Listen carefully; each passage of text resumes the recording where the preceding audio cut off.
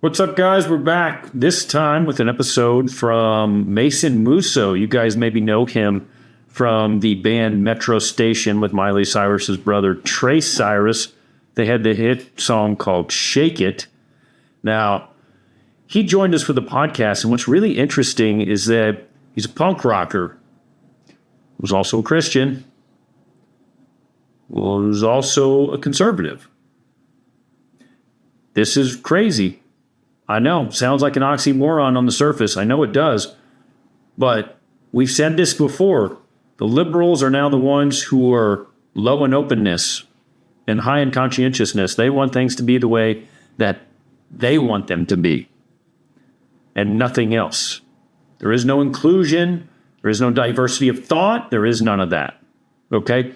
So now you got a punk rocker whose mantra is to rage against the machine.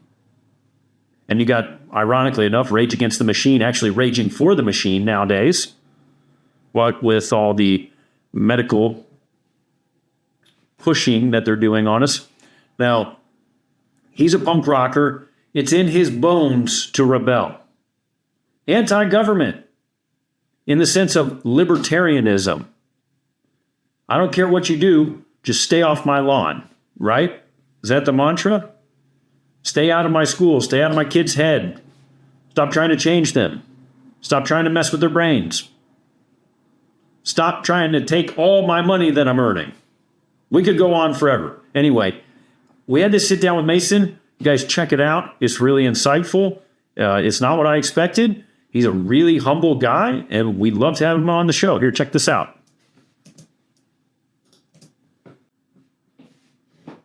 Come on, get it to play, Edward. Around Christian churches and everything from a very young age, was in the youth group and stuff like that.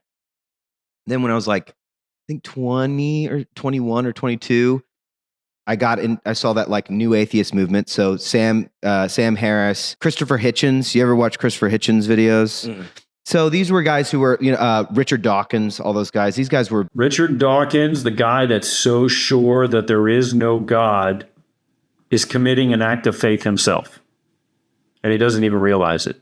To be as sure as he was, although he's recently come out and said that Christian society seemed to work really well, or religion in society seems to work really well. He's like a Christian culturist, I think he said that he was, something like that, because of the values. Yeah, Jesus has great values. Love your neighbor. Love yourself. Take care of one another. Be nice to each other. Don't start wars. Help each other out. Simple things. Very profound. Anyway, I can't even get 30 seconds into these things before I start rambling. Let's go back to Mason. Yeah. But it's cool to see Christianity.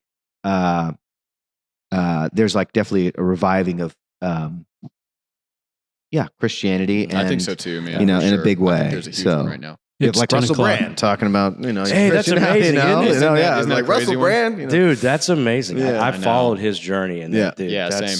What sort of pushed you away from it? And then along those lines, what sort of brought you home with it? There's no meaning in atheism. I mean, maybe some atheists, they have, but they eventually, sure. I don't know. They're I guess, I don't know, but I don't know. I think even if you look at just the reality of it, it makes stronger homes. It makes stronger families.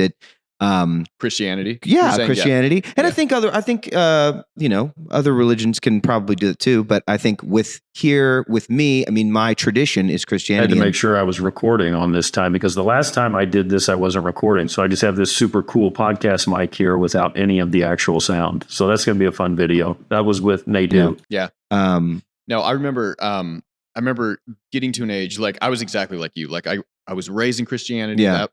That was like our core. But I remember getting to a certain age where you kind of look at the world a little bit differently, and you kind of see, man, there's some major problems going on. There's a lot of stuff that, I just can't explain. Yes. And I think that kind of forces you out of that initial mindset a little bit. And then as you even get older past that, you're like, yeah, there's a lot of problems but these are problems with humanity, right?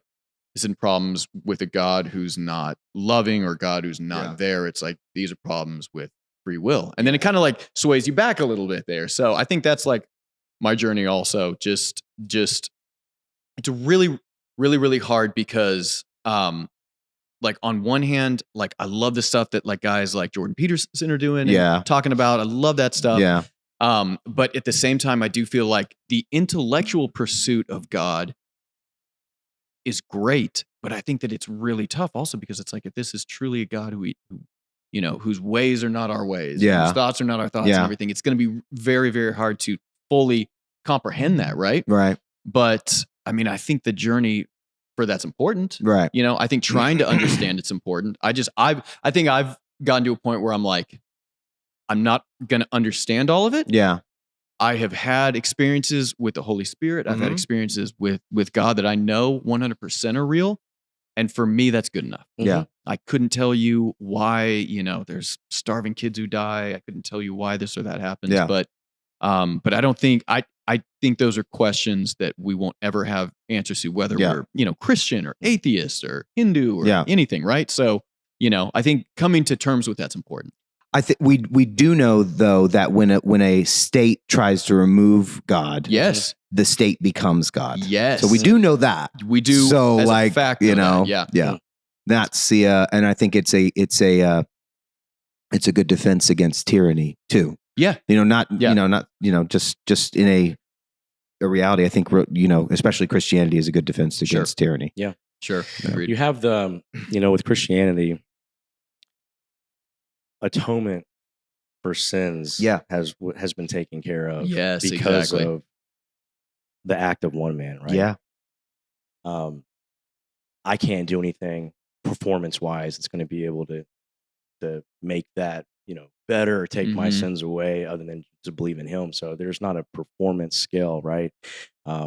With other, you know, religions, there's things that you have to do to be able to the works, right? That's the true. works. That's true. Very true. I'll say this too, which I find very interesting. I don't know if we get the First Amendment without Jesus. Mm. You know what I mean? Because he was obviously speaking up, and the government obviously, you know, murdered him. But you know, he was being accused of, you know, corrupting with his speech, right? Yeah. And then he was, you know, murdered. So like, absolutely, I think, you know, for anybody looking back, they'd be like, well, we don't want to, you know, that's not right. Yeah. You know, so I don't know if we get the First Amendment without Jesus. Wow. That's deep. That's really good. That's deep. That's from Mason. You never really think about it. Right. No, you don't. That's awesome. You know, Man. I like that. because where else would you see it? Where else would you know, who else? I don't know. I mean, maybe there's obviously, you know, the founders were like, you know, we want to be able to say whatever we want to the king, you know, but they had to get that idea from somewhere else too. You know? And they were all reading their Bibles. You know? It's all Judeo-Christian, Yeah. you know, laws and codes of ethics. Right. No, I mean, you're right. You can't do that in China. Mm-mm. Yeah. Nope. You can't do that in Russia. Sure, you can. You just got to put just gonna China in a die. positive You light. can't ride the You're gonna bus. You disappear can't a ride the little bus today. You know? Yeah, right. You know, you won't be able to eat today. You know, it's like, okay. Yeah. Man, I think that's great. I think that speaks for itself. One of the great things about Christianity is it gives you a sense of self and where you are in the world and how great and vast not only the world is, but the universe is. And something, God that can create something that is so unbelievably complex. I mean, even look at something like the human body. There's trillions of cells in your body. There are so many operations and functions being performed at once. It's not even a comparison to, you know, you can't even compare quantum computing to this. The factorization that goes into your brain when you're running and throwing the football and trying to dodge somebody coming at you, and maybe there's a pothole or there's a little hole in a groundhog hole, and you're avoiding that. The amount of calculations that your brain is making is unparalleled. Nothing inside this world can create that, and we sure as hell didn't come from a single-celled amoeba, piece of bacteria. And we sure as heck didn't come from apes.